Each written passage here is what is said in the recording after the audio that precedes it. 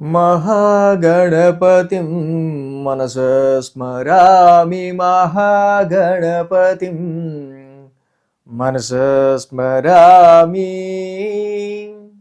Dear creations family అందరికీ నా హృదయపూర్వక ధన్యవాదాలు.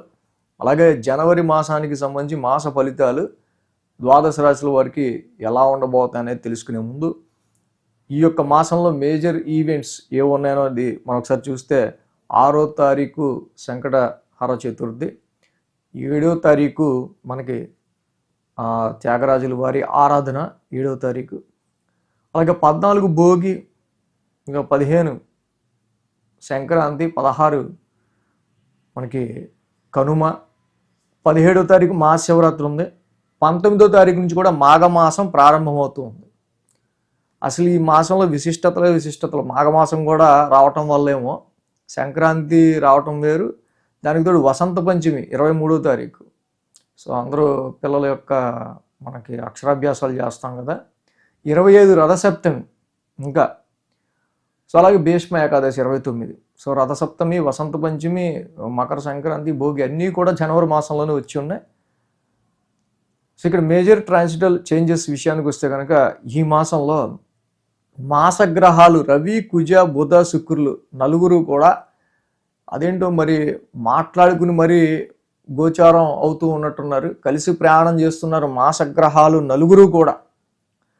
సో ప్రథమార్థం అంతా అంటే ఈ మాసంలో ఫస్ట్ 15 రోజులు ధనుర్రాశిలో ఉంటారు రవి, కుజ, బుధ, శుక్రులు. మళ్ళీ తర్వాత 15 రోజులు మళ్ళీ రవి, బుధ, కుజ, శుక్రులు మకర రాశిలో ఉంటా ఉన్నారు. మాసగ్రహాలు ఒక రాశినే ఇంపాక్ట్ చేస్తున్నాయి అంటే మీ స్థానాన్ని బట్టి దాని యొక్క ఫలితం కంపల్సరీగా ఎఫెక్ట్ ఉంటుంది అన్నమాట.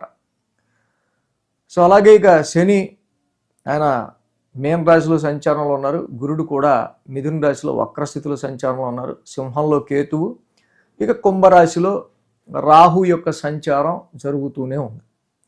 ఈ విధమైన గ్రహస్థితులు సాధారణంగా ఈ యొక్క మాసం ద్వాదశ రాశుల వరకు ఎలా ఉండబోతుందనేది చూద్దాం. సింహరాశి వాళ్ళకి సంబంధించి మనం జనవరి మాస ఫలితాలకు సంబంధించి చూద్దాం. ఈ రాశికి సంబంధించి చూస్తే కనుక పంచమ స్థానంలో శుక్రుడు, షష్టమంలో రవి, షష్టమంలో కుజుడు, షష్టమంలో బుధుడు, మొత్తంగా 4 గ్రహాల యొక్క అనుకూలత. అలాగే లాభంలో గురుడు. సార్ లాభంలో గురుడు మర్చిపోయారు మీరు అంటారు, నాకు తెలిసి వెంటనే కామెంట్లు పెడతారని. సో డెఫినెట్గా ఎందుకంటే లాభంలో గురుడే మరి సింహరాశి వాళ్ళకి చెప్పుకోవాలి. వెరీ స్ట్రెంగ్త్ అండ్ ప్లానెట్గా ఈ రాశి వాళ్ళకి ఆయన లాక్కొస్తున్నారు. ఫైనాన్షియల్గా ఏమాత్రమైనా సింహరాశి వాళ్ళకి కొద్దో గొప్ప కొంత బెటర్మెంట్, కొంచెం ఆప్టిమిస్టిక్గా, ఆశావాదంగా, కొంచెం హోప్తో ఉన్నారంటే గురు భగవానుడి వల్ల. డెఫినెట్గా ఈ గురువు గారు మీకు మంచి ఆపర్చునిటీస్ ఇవ్వటంలో, మంచి బెస్ట్ ఆఫర్స్ని వెతికి పెట్టడంలో, బిజినెస్ పరంగా కూడా కొంచెం ఇంప్రూవ్ చేయడంలో మీకు చాలా వరకు యోగిస్తారు.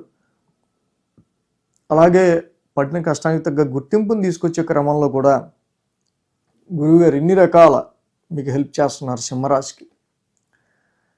సో ఈ మాసం మనం చూస్తే కనుక main focusing on your investments.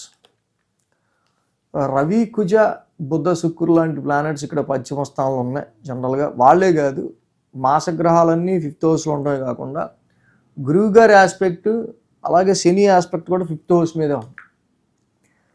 So ఇక్కడ దేని మీద పడితే దాని మీద ఇన్వెస్ట్ చేసే కంటే మనకి దేని మీద కాన్ఫిడెన్స్ ఉంది పర్వాలా, మన ఎక్స్పీరియన్స్లో సో ఇది ఇన్వెస్ట్ చేయటం వల్ల మనకు కొంతవరకు పర్వాలేదు అని మీకు బెటర్మెంట్గా అనిపించిన విషయం జోలికి వెళ్తేనే కొద్దో గొప్ప ప్రాఫిట్ని చూస్తారు. లేకపోతే డెఫినెట్గా ఎప్పుడైతే మీ యొక్క స్పెక్యులేషన్, మీ యొక్క స్ట్రాటజీ తప్పు అవుద్దో తప్పకుండా అన్ని కన్వర్టెడ్ ఇంటూ ఎక్స్పెన్సెస్, పెట్టిన ఇన్వెస్ట్మెంట్ అంతా ఖర్చు కింద కన్వర్ట్ అయిపోయి ఆస్కారాలు ఉంటాయి.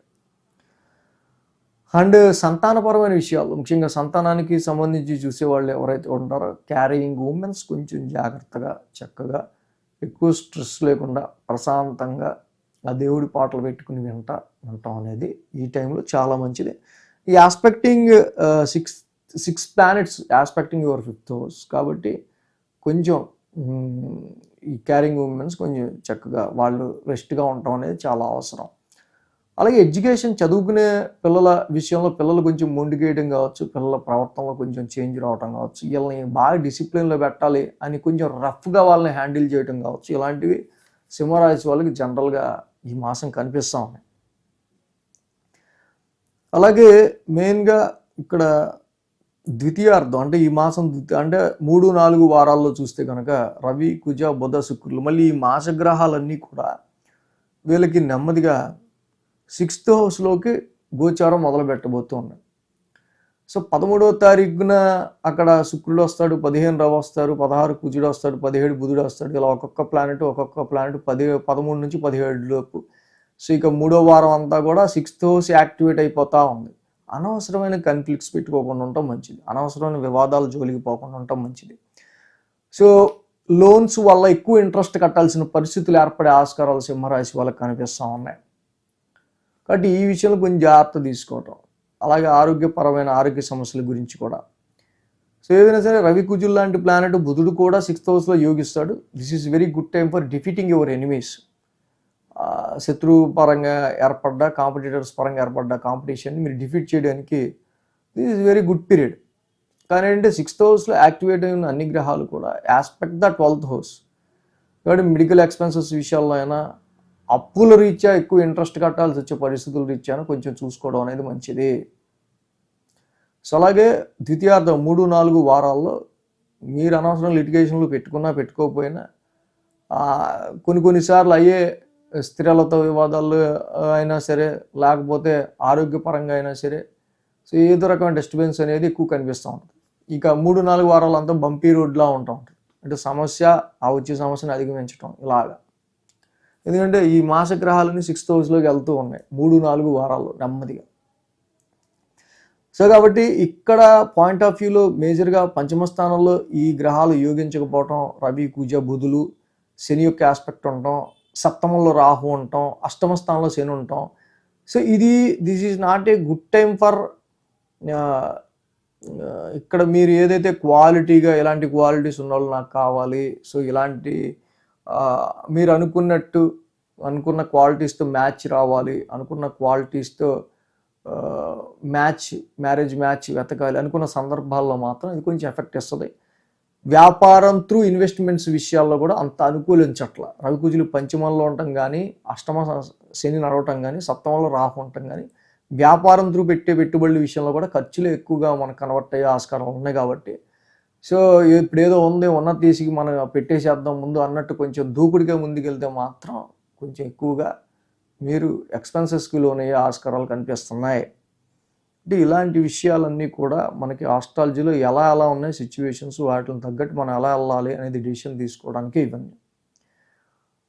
సో అలాగే ఉద్యోగ పరిస్థితులకి సంబంధించి రీత్యా మనం చూసినప్పుడు ఇక్కడ సరే ఎప్పట్లాగే అంటే అష్టమశని నడుస్తున్నప్పటి నుంచి కొంచెం వీళ్ళకి ఉద్యోగపరమైన విషయాలు చిన్న టెన్స్ ఫీలింగ్లా ఉంటుంది. ఇక పంచమంలో రవి, కుజ, బుధులు లాంటి గ్రహాలు ఉండటం కూడా వర్క్ అండ్ ప్రొఫెషన్లో వీళ్ళు చూపించే క్రియేటివిటీ, వీళ్ళ టాలెంట్, వీళ్ళ ఇంటెలిజెన్స్, వీళ్ళ నైపుణ్యం, వీళ్ళకి పెట్టుకున్న టార్గెట్లకు తగ్గ ఏదైతే ఉందో అవుట్పుట్ ఇవ్వటంలో, సో ఇవన్నీ కూడా కొంచెం మనం ఎంత అనుకున్నా కూడా ట్రై చేసాం, కాకపోతే ఏంటో మరి అక్కడ దాకా చేరుకోలేకపోయాం అన్నట్టు ఉంటుంది. సో కాబట్టి మీ వర్క్ విషయంలో ఓవర్ కాన్ఫిడెన్స్కి వెళ్ళకుండా మాట ఇచ్చేటప్పుడు కొంచెం ఇంత ఇచ్చే బదులు కొంచెం ఇంత ఇచ్చి తర్వాత మనం ఎంత అవుట్పుట్ ఇస్తే బాగుంటుంది. అలా ముందుకెళ్తే చాలా మంచి స్ట్రాటజిక్గా మనం ముందుకు వెళ్ళినట్టు ఈ విషయంలో.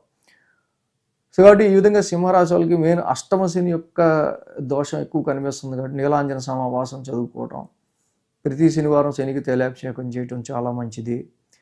పంచమంలో రవి, కుజ, బుధులు ఉంటూ ఉన్నారు. మరి గ్రహాలు ఏవి కూడా 5th హౌస్ అంత యోగిచ్చే గ్రహాలు కాదు. పూర్వపుణ్య స్థానానికి సంబంధించి ఈ స్థానానికి కొంచెం బెటర్మెంట్ రిజల్ట్స్ కోసం మీ ఇష్టదైవారాధన ఎక్కువ చేయటం వల్ల ఈ ఫస్ట్ 2 వారాలు ఏదైతే 6 గ్రహాల వీక్షణ పంచమ స్థానం మీద ఉందో మీ ఎక్స్పెక్టేషన్స్ రీచ్ అయ్యే క్రమంలో ఏవి అవుతాయి, ఏవి అవ్వవు, పాజిటివ్గా చక్కగా మీకు అయ్యే పనులు జోలికి మీరు వెళ్ళాలి అంటే మీ ఇష్టదైవారాధన ఎక్కువ చేసుకోవటం వల్ల ఓకే ఈ పని చేయి, ఇది ముందు నీకు అవుద్ది అని మనం బెటర్గా స్టెప్ వేయడానికి ఉంటుంది. కాబట్టి ఇష్టదైవారాధన ఎక్కువ చేయండి. సో అలాగే